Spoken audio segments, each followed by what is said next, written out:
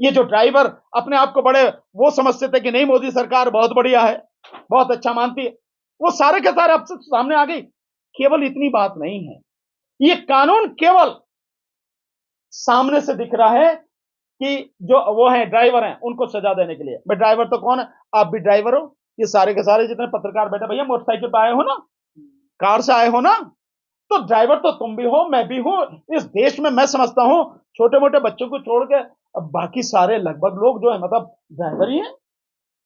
तो इन सबके लिए कानून है, केवल वो नहीं ट्रक चलाते हैं बस चलाते हैं उनके लिए, सबके लिए, सबकी गर्दन इस तरह से फंसाई जा रही है।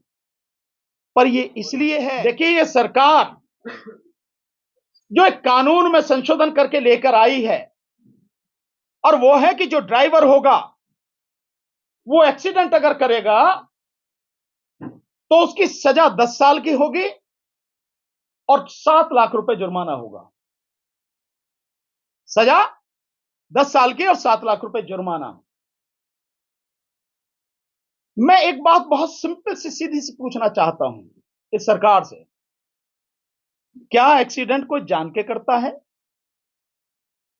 अगर सामने कोई पक्षी आ जाए, कोई जानवर आ जाए, कोई इंसान आ जाए, वो भरसक कोशिश करता है कि किसी भी सूरत में उसको चोट ना लग जाए। और कई बार ऐसी स्थिति आती है कि उसमें वो खुद जो ड्राइवर है, उसमें बैठे हुए जो लोग हैं गाड़ी में, वो बड़े भयानक हादसे का शिकार हो जाते हैं।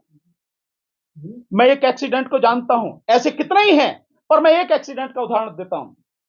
बीजेपी के ही एक एमपी रहे हैं, संघप्रिय गौतम, नाम भी लेता हूं।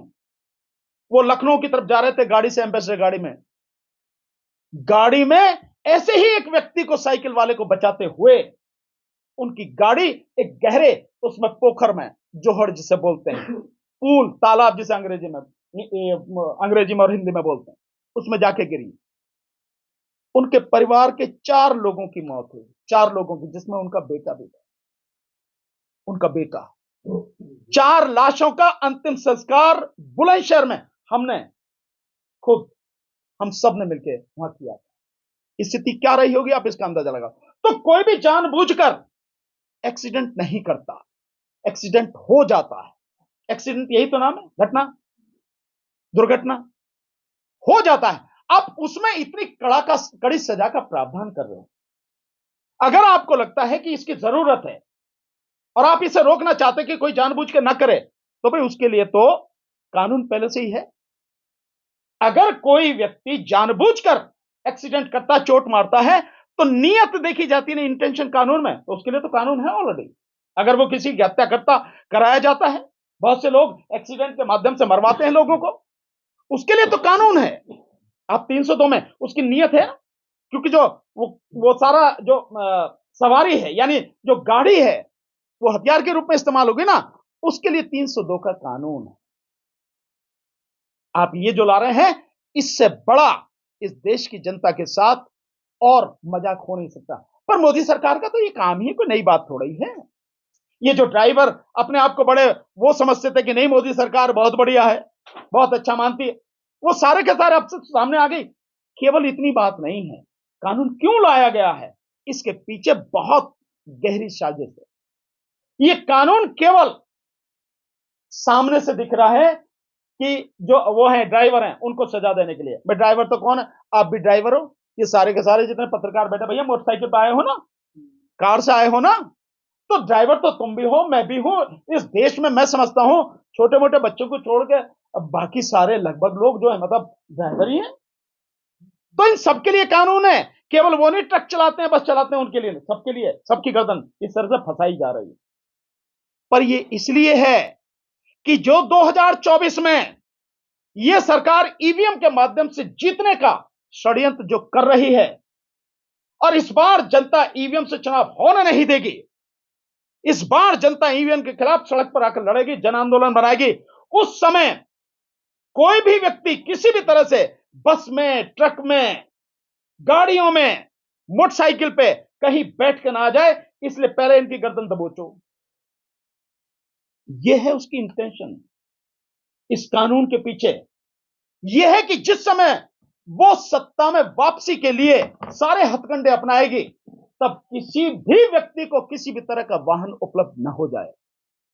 यह है गहरी साजिश। इसलिए सारे के सारे काम किए जा रहे हैं। तो हम इसका पूरी तरह से विरोध करते हैं और सभी ड्राइवर भाई हमारे, जो इस देश की आधी से ज्यादा आबादी है, वो ट्रक के ड्राइवर हों, बस के ड्राइवर हों, मेटाडोर के हों, छोटे हाथी के हों, कार के हों, मोटरसाइकिल के हों, स्कूटर के हों, कोई भी, हम उनके साथ में हैं, पूरी ताकत से उनके साथ में हैं। इस लड़ाई में हम कंधे से कंधा, कदम से कदम मिलाकर उनका साथ देंगे। समझ में नहीं आता, सरकार का मतलब ये नहीं कि पहले करो और फिर देखो कि क्या होता है। सरकार का मतलब है कि सारी चीजों का आकलन पहले कर ले कि इसके संभावित परिणाम प्लस और माइनस क्या हो सकते हैं, पक्ष और विपक्ष में कहां तक जा सकते हैं, फायदे क्या हो सकते हैं, नुकसान क्या हो सकते हैं, उसके बाद में कानून लाना चाहिए। पर यह सरकार तो ऐसी है, नोटबंदी करती है और उसके बाद में लोग अपने ही पैसे के लिए सड़क पर मर जाते हैं। और सरकार दिन प्रतिदिन उनमें कानूनों में, उसमें नियमों में बदलाव करती है। ऐसे जीएसटी लाती है और जीएसटी में हजारों तरह के उसमें बदलाव कर दिए गए, बावजूद उसके आज भी ठीक से नहीं वो सारी चीजें आ रही काबू में। ये सरकार, और मैं समझता हूं इस विषय पे हमारे आदरणीय डीसी कपिल साहब जो हैं बहुत बढ़िया आपको जवाब देंगे, क्योंकि ट्रांसपोर्ट डिपार्टमेंट की, ट्रांसपोर्ट की एक लॉबी, जो लोग हैं, जो दिल्ली और एनसीआर में जबरदस्त तरीके से उनकी उपस्थिति है, आपके साथ आंदोलन में हमेशा रहे हैं, साथ रहे हैं, ये बहुत अच्छी तरह से जानते हैं। तो मैं चाहूंगा कि आदरणीय डीसी कपिल साहब इस विषय में अपनी बात रखें। देखिए, मोटर वाले मामले में जैसे भानु प्रताप जी ने बताया है, कल दिल्ली और एनसीआर की जो ट्रांसपोर्टर हैं वो कल दिल्ली के जंतर मंतर पे 12 बजे से लेकर के 5 बजे तक एक बहुत बड़ा आयोजन कर रहे हैं।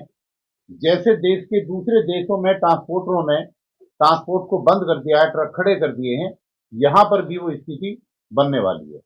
और दिल्ली एनसीआर ट्रांसपोर्ट एकता मंच के माध्यम से मैं उस संगठन से जुड़ा हुआ भी हूं। कल जो है एक बहुत बड़ा आंदोलन भी होगा और ये आंदोलन अंततः ईवीएम के आंदोलन में जो 6 तारीख को जंतर मंतर पर होने वाला है उसमें भी उनका पूरा सहयोग और समर्थन हमारे साथ रहेगा। तो ये जितने भी आंदोलन धीरे धीरे चल रहे हैं, ये ईवीएम हटाओ आंदोलन के साथ आने वाली 6 जनवरी को जंतर मंतर से जो है सब लोग जुड़ेंगे और पूरे लोग जो है एक साथ हम लोग आगे बढ़ेंगे। बस यही नई जानकारी।